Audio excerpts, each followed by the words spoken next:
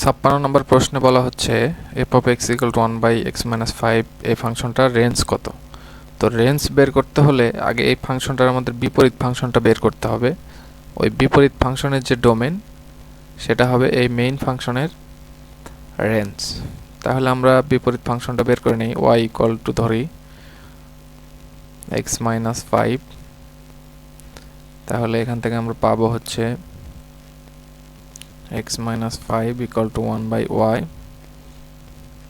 তাহলে x equal to আমরা পাবো 1 by y plus 5, তাহলে এটা হচ্ছে আমাদের f of y equal to 1 by y plus 5।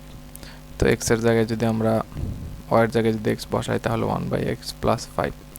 তো এটা হচ্ছে x এর f of x এর বিপরীত ফাংশন, অর্থাৎ আমাদের এটা হচ্ছে আমাদের f ইনভার্স x।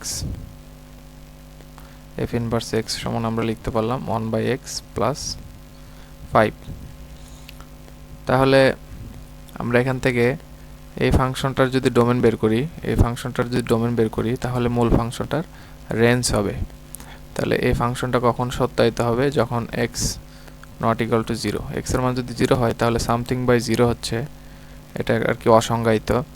তাহলে x যখন নট ইকুয়াল টু 0 হবে, অথবা আমাদের r থেকে যদি আমরা 0টা বাদ দেই, তাহলে এটাই হবে হচ্ছে এই ফাংশনটার জন্য ডোমেন, কিন্তু আমাদের এই ফাংশনটার জন্য রেঞ্জ। অর্থাৎ একটার জন্য ডোমেন হলে তার বিপরীত ফাংশনের জন্য হবে ওটা রেঞ্জ। আবার উল্টা কথা, একই কথা, যে একটা ফাংশনের যদি বিপরীত ফাংশনটা থাকে তাহলে সেটার ডোমেনের জন্য আর মূল ফাংশনটার রেঞ্জ হবে, অর্থাৎ উল্টা, একটা আরেকটার উল্টা। তো এটার জন্য আমরা ডোমেন বের করলাম, তো এই ডোমেনটাই হবে আমাদের এর আগের ফাংশনটার রেঞ্জ। তাহলে এটা হবে r - 0, এটা আমাদের অ্যান্সার।